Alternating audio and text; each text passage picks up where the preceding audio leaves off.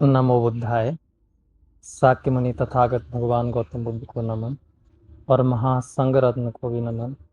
पूज्य मेरे गुरु जी को भी नमन करते हैं। आज हम बात करेंगे, आज का विषय रहेगा कि भगवान गौतम बुद्ध की शिक्षाएं और उदाहरण उपमा के साथ वो किस तरह से हर एक व्यक्ति को समझाते हैं। आज हम बात करेंगे मध्यम निकाय में अभयराज करके एक सूत्र है, उस सूत्र में कि भगवान कैसे अभयराज कुमार को समझाते हैं।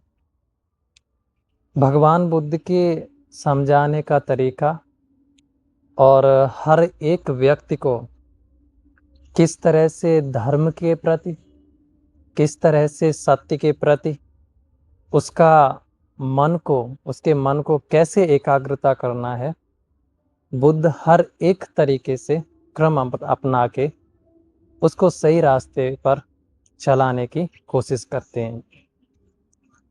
अभयराज सूत्र में हमें देखने को मिलता है कि बुद्ध के द्वारा दिए गए उपदेश या फिर जो भगवान गौतम बुद्ध दूसरे को समझाते हैं, किसी को ये लगता है कि बुद्ध के इतने कड़वे वचन, तो बुद्ध में और सामान्य इंसान में क्या फर्क पड़ जाता है। उस अभयराज सूत्र में हमें देखने को मिलता है, लोग सोचते हैं कि बुद्ध इतना कड़वा बोल सकते हैं कि दूसरे के मन को ठेस पहुंचे, लेकिन भगवान गौतम बुद्ध के जो दूसरे को कड़वे वचन लग रहे हैं, अक्सर वो भगवान गौतम बुद्ध दूसरे को प्रिय वचन उसके हित के लिए, उसके सुख के लिए और उसके सही मार्ग के लिए बुद्ध उन वचनों का प्रकाश करते हैं। बुद्ध सत्य को सत्य की तरह है बताते हैं, सत्य को झूठ की तरह नहीं बताते हैं। तो वही हमें देखने को मिलता है अभयराज सूत्र में। एक दिन भगवान भोजन दान के लिए गए। अभयराज कुमार ने भगवान गौतम बुद्ध को भोजन दान के लिए अपने घर पे बुलाया। बुलाने के बाद प्रणीत भोजन बनाया, स्वादिष्ट भोजन बनाया, भगवान को और महासंघ को खिलाया। खिलाने के बाद जब भोजन करने के बाद अभयराज कुमार बुद्ध से कहता है, हे भगवान, मैं आपसे क्या एक प्रश्न पूछ सकता हूँ? भगवान बुद्ध कहते हैं, क्यों नहीं, तुम्हारे मन में जितने प्रश्न हैं सभी पूछ सकते हो। अभयराज कहता है, हे भगवान, आप देवदत्त से क्यों कहते हो कि ये देवदत्त एक दिन अपाय में जाएगा? ये देवदत्त एक दिन कृष्ण लोक में जन्म लेगा, जैसे कि पशु पक्षी जानवर इनके लोक में जन्म लेगा। ये देवदत्त अपने मन का मौला है, ये देवदत्त किसी की बात नहीं मानता है, ये देवदत्त जो भी मन में उल्टे सीधे आए वो सब काम करता है। ऐसे वचन, कठोर वचन आप क्यों कहते हो? इससे देवदत्त को दुख नहीं पहुंचता है? इन वचनों से देवदत्त को दिक्कत नहीं होती है? अगर आप ऐसे वचन यूज करते हैं दूसरे के प्रति, तो आप में और एक सामान्य मनुष्य में क्या फर्क रह जाता है? आप बुद्ध हैं ना, तो आपके वचनों में वो प्रिय, वो रस होना चाहिए जो व्यक्ति सुनने के लिए तरस जाता है। जब आप ऐसे वचन भाविता करते हैं, तो आपके उन वचनों से और सामान्य जो मनुष्य है वो यूज करता है, भाविता करता है, उन वचनों में क्या फर्क है? उस समय बुद्ध अभय राजकुमार को समझाते हैं, अभय राजकुमार, तुम अपनी गोद में जो प्रिय पुत्र लिए बैठे हो, अगर ये बेटा, अब देखो भगवान गौतम बुद्ध किस तरह से अभयराज को समझाते हैं कि हम किसी के प्रति कड़वे शब्द यूज नहीं करता हूँ, भाविता नहीं करता हूँ। हालांकि अगर उसको लगता है कि मेरे प्रति ये कड़वे शब्द यूज किए हैं, लेकिन बुद्ध उन कड़वे शब्दों को यूज नहीं करते हैं। बुद्ध उन शब्दों को जब यूज करते हैं जब किसी के प्रति, उसके जीवन के लिए, उसके आने वाले भविष्य के लिए और उसको इस दुख में या फिर इस परेशानी से मुक्त करने के लिए, बाहर निकालने के लिए बुद्ध किस तरह से वचनों और शब्दों का प्रयोग करते हैं।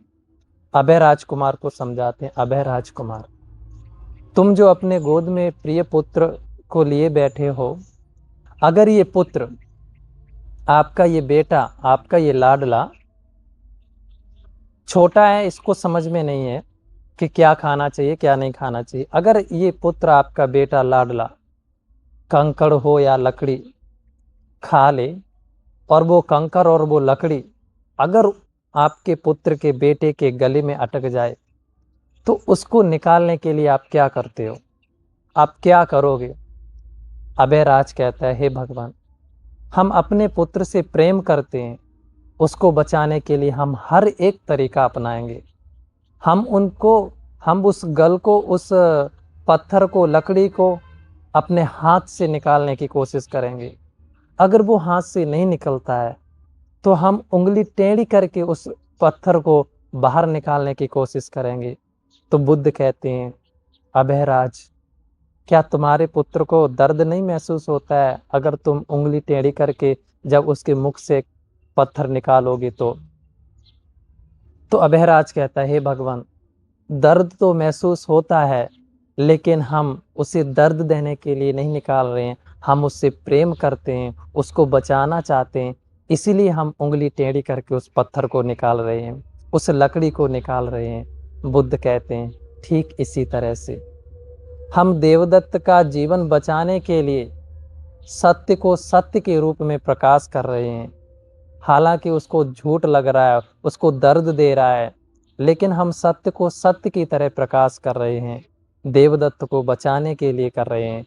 देवदत्त से मित्रता, शत्रुता नहीं, बल्कि उससे प्रेम करते हैं, उसे बचाने के लिए हम इन शब्दों का यूज करते हैं। जैसे कि तुम अपने लाडले को बचाने के लिए उंगली टेढ़ी करके पत्थर निकाल रहे हो, उसी तरह से हम देवदत्त को अपाय से जाने के लिए, अपाय से बाहर निकालने के लिए, हम उसे बचाने के लिए इन शब्दों का यूज करते हैं, भाविता करते हैं।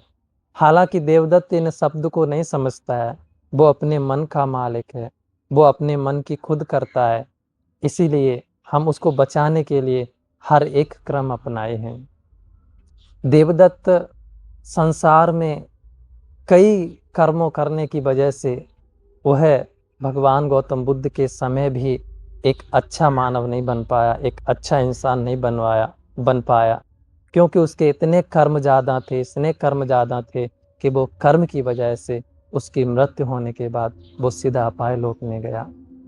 तो बुद्ध कभी भी किसी को कड़वे वचन या फिर कड़वे शब्द से आमंत्रित नहीं करते हैं। हर किसी व्यक्ति को समझाने के लिए, हर व्यक्ति को किसी गहरे गड्ढे से बाहर निकालने के लिए हर एक क्रम का उपयोग करते हैं। तो ये भगवान गौतम बुद्ध की जो शिक्षाएं, जो उदाहरण, जो उपमा, कंपैरिजन जो दिखाते हैं, वो हमें भगवान गौतम बुद्ध की बहुत ही सुंदर लगते हैं। उनका जो समझाने का तरीका है, इंसान को प्रिय वचनों से, इंसानों को मधुर वचनों से जो समझाते हैं, आज तक वो किसी के द्वारा समझाने के क्रम और समझाने का तरीका, उदाहरण मैंने किसी के नहीं देखा है। तो इसीलिए भगवान गौतम बुद्ध अभयराज को समझाते हैं, अभयराज, जिस तरह से तुम अपने पुत्र से प्यार करते हो, प्रेम करते हो, उसी तरह से हम देवदत्त को समझाते हैं। देवदत्त को उस प्रेत की, उससे बाहर निकालने की कोशिश करते हैं, एक अच्छा मानव बनाने की कोशिश करते हैं। हालांकि वो शब्द, वो वचन तुम्हें कभी कभी कड़वे लग सकते हैं, लेकिन वो तुम्हारे हित के सुख के लिए हैं, हित के शांति के लिए हैं, मन के शांति के लिए, तुम्हारा जीवन आगे अच्छा बनाने के लिए। अगर कोई पिता अपने पुत्र को डांटता है तो उसके भविष्य के लिए डांटता है, बल्कि उसे दुख पहुंचाने के लिए नहीं। इसीलिए अगर कोई टीचर किसी छात्र को डांटता है तो उसका भविष्य बनाने के लिए डांटता है, उसका जीवन बर्बाद करने के लिए नहीं डांटता है। तो इन क्रमों को अपने अपने जीवन में, सभी लोग अपने अपने जीवन में धारण करो, ताकि मनुष्य का जीवन एक सुंदर जीवन बने और एक बहुत खूबसूरत जीवन बने। नमो बुद्धाय।